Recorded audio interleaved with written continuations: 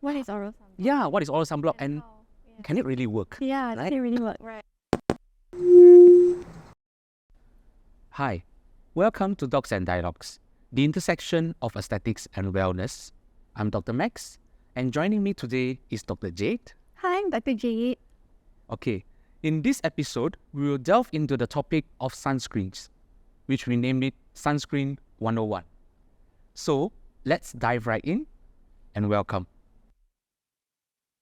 I believe everyone here knows sunscreen is the product that we apply every day, okay, to negate sun's damage. So, okay, as a medical personnel, we understand that SPF means sun protection factor Right. and PA means protection grade of UVA. Yes. Now, the functions of sun protection factor and protection grade of UVA.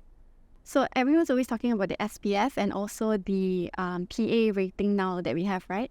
SPF, I would say that it covers more to just the UVB rays, right? And then for the PA rating, we are actually talking about the coverage for the UVA rays, right? So these two are actually the UV rays that actually comes from the sun, Yes. right? Yes. But the thing is that I think nowadays, because the PA rating is actually a new thing that has come up, so not all sunscreens will actually have UVA, the PA rating now. Before we discuss further, I think maybe we can touch up upon about the different ingredients used in sunscreen, right? I think there are broadly two ingredients, right? Two types, right? One is, if I'm not mistaken, mineral, and one is chemical, right? Right. As a child, I don't know. As a child, I usually used to get confused between using the term sunblock and sunscreen, right? But then now we know that sunscreen is actually the one that screens, it gets absorbed into our skin, and then it actually screens the light away from our skin, right? But it does let some of the UV rays in, whereas sunblock is actually, it is why it actually blocks the sun rays away from our skin, right? So because I think there's a lot of people tend to misunderstand the term sunblock, so now they have actually banned the word sunblock, and they're actually using the word mineral sunscreen now, right? Yes. So now we are using, when we talk about sunscreen, we only talk about chemical sunscreen and also mineral sunscreen. Yes. So basically, chemical sunscreen, it uses ingredients like example, avobenzone, octisalate, octocrylene, and homosalate, etc. Yeah? And mineral sunscreen is usually zinc oxide or titanium oxide. Yeah. Now, the majority of the difference between these two, okay, physically means mineral sunscreens will have a whitish cast or hue when it's applied on your body. So some companies might use this as a form of a brightening type of product. Second thing is chemical sunscreen doesn't have this. Correct. Okay, now both chemical and mineral sunscreen, they works by absorbing UV rays and transform it into negligible amount of heat. But mineral type of sunscreen, it can somehow reflect UV rays.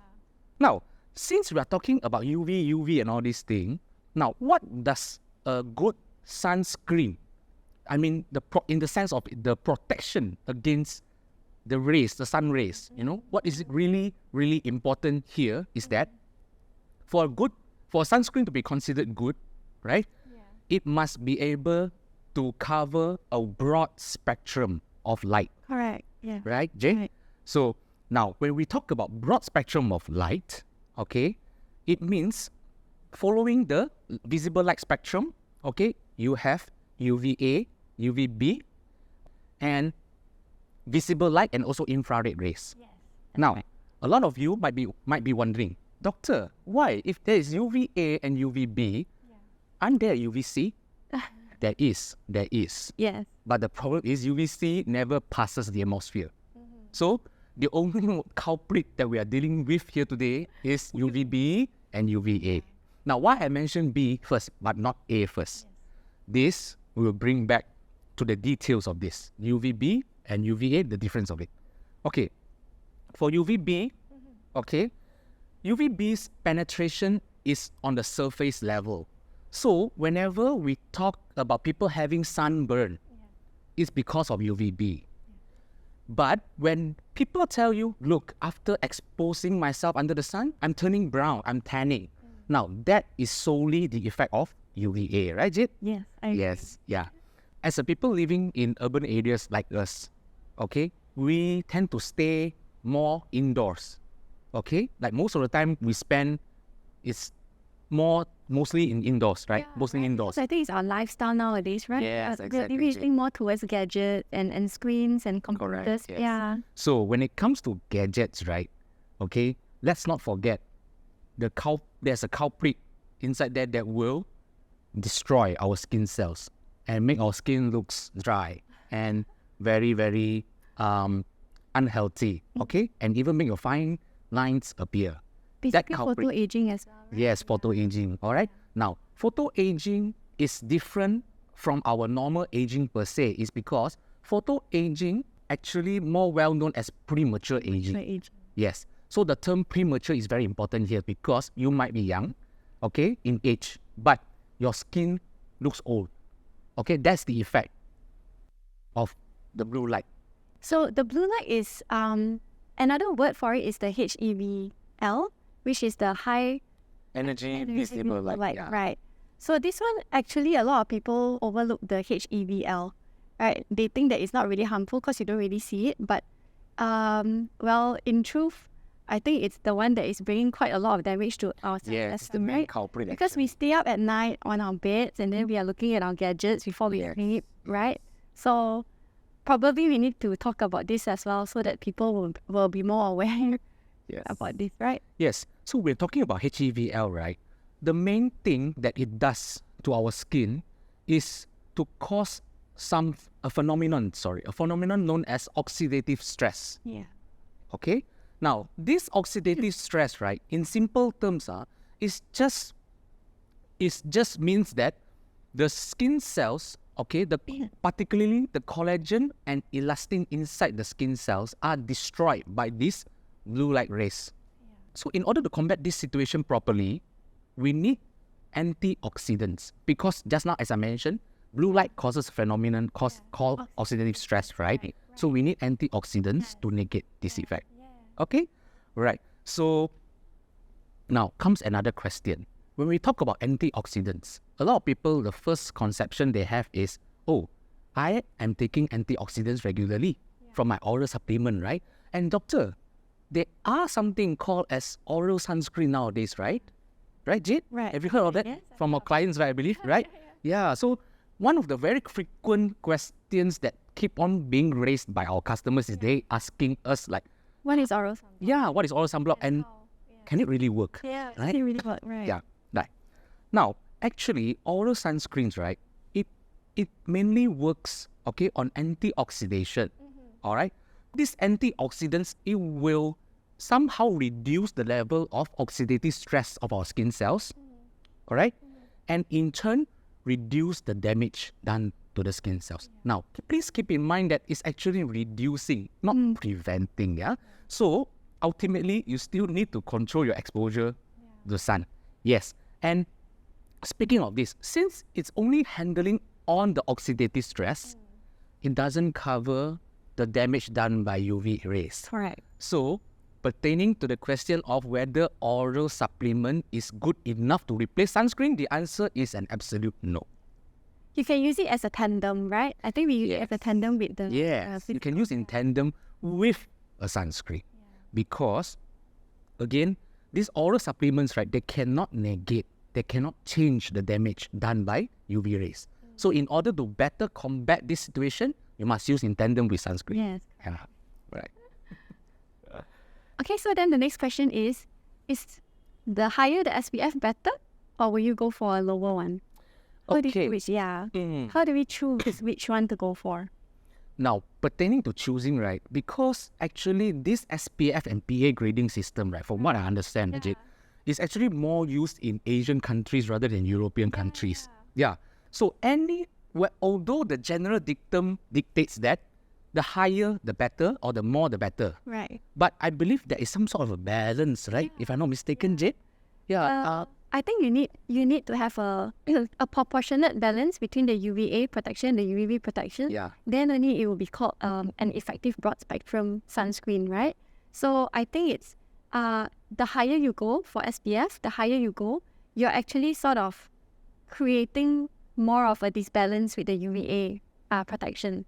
So that's why I think the best is to go for the one between SPF 30 to SPF 50, right? Yeah. And what I've read is actually they said if for people who stay mostly indoors, SPF 30 is sufficient. Yeah, right? Yeah, but at the end of the day also, you still have to reapply your sunscreen, right? It's not like a suit of armor where you can just go out and spend the whole day outside. So Yes, and very important thing is to always reapply after 2 hours. Yes. Okay, reapply after 2 hours, right? Now, coming to application of sunscreen. Right. No, from what I understand is for face, right, there is a rule called the 2-finger rule, right? Yeah. Simply it's just Applying 2 fingers. applying 2-finger length and the index and middle finger, and that is enough for the whole face. Yeah. But as for the body, I think it's 1 ounce. Right? That 1 ounce is actually enough for your arms and legs, neck, and also neck together also lah. So to put it in perspective, okay, 1 ounce is actually, you can visualize that 1 ounce, okay, by putting it on your palm, right? If the sunscreen can spread evenly on your palms, right, that means it's equivalent to 1 pound. Another point regarding sunscreen is I have a lot of clients that ask me the question, Jade. Yeah. Like, doctor, what if the makeup that I'm using, right, has got SPF in it? Yeah. Now, is it sufficient that if I apply just the makeup and I don't need to apply sunscreen because it's going to be making my face very heavy kind of a thing, Jade, right? Yeah, correct. Right. It's been said that yes, although certain makeup products, okay, contains this sun protecting factor, but the dictum still stays that you should still apply sunscreen, okay? You cannot replace it with the makeup, with the sun SPF, which is inside the product itself. I think there's another question that I always get also. It's they will always ask, if let's say I already have makeup on for the day, how do you reapply the sunscreen on the makeup, right? Yes. Well, there are several ways you can actually achieve that. You can either use a SPF sun stick, or you can actually use powder, SPF powder, or even a spray, or right? Yeah. That's new to me actually. Yeah, those are actually like things that you can do, because for a girl, right, who wear makeup outside, it's difficult to keep applying on top of the makeup as well. Yes. So this actually helps a lot, Understood. right? Yeah. Yeah. All right. Okay. Yeah. Now, coming to the next point. Now, kids and sunscreen. Right. Right. So I think this is also the question that most of the parents will ask: do my kid really need sunscreen? Yeah. Now, from what I've researched online, the American Academy of Dermatologists, okay, recommends that all kids, irrespective of skin tone, should apply sunscreen of at least SPF 30 and above. Okay. Now, although the fact that kids with darker skin tones have more protective melanin and tans more easily, okay, but it's still a sign of UVA damage actually. Okay, Correct. so it's better to still apply sunscreen. Yeah. Okay, all right, for kids 6 months and above. But babies which are younger than 6 months, okay, Please stay out of the sun. yeah, just avoid sun tones. I think it's because the chemicals that they usually use in sunscreens they are at higher risk to babies below 6 months old, so the risk is not worth taking. But for 6 months and older, it's fine. But preferably try to look for something more to something that contains zinc oxide rather than all the avobenzone or the oxybenzone, because the chemical ones are the one that actually seep into your skin. Correct. Right? But then the zinc oxide is the one that actually sits on the skin and reflects and tries to reflect the light. So that will be better for kids. Oh yeah, talking about the ingredients that have been used in different types of sunscreen, right? I think I have come across this piece of information saying that when we are choosing sunscreen, right, try your level best to avoid sunscreen which contains para-aminobenzoic acid or oxybenzone. Because para-aminobenzoic acid, which is PABA, okay, is known to cause skin irritation and allergic reactions to it, right? And Correct. oxybenzone, on the other hand, has got some hormonal properties, all right? So especially for girls, it might disrupt your hormonal balances in the body. Just be very careful about that, right? So in summary, no sunscreen is perfect.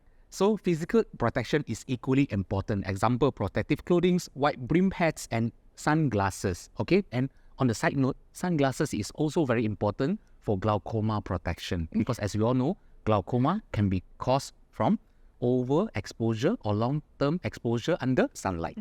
I think that the best sunscreen that you should choose for yourself, because every skin is different and there's a lot of sunscreens out there in the market. So just make sure you look for the ones with SPF 30 to 50 and PA rating of maybe a 4.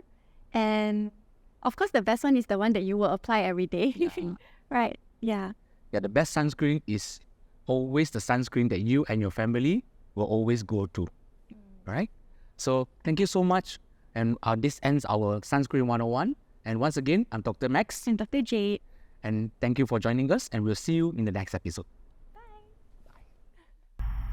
Westwood Clinic.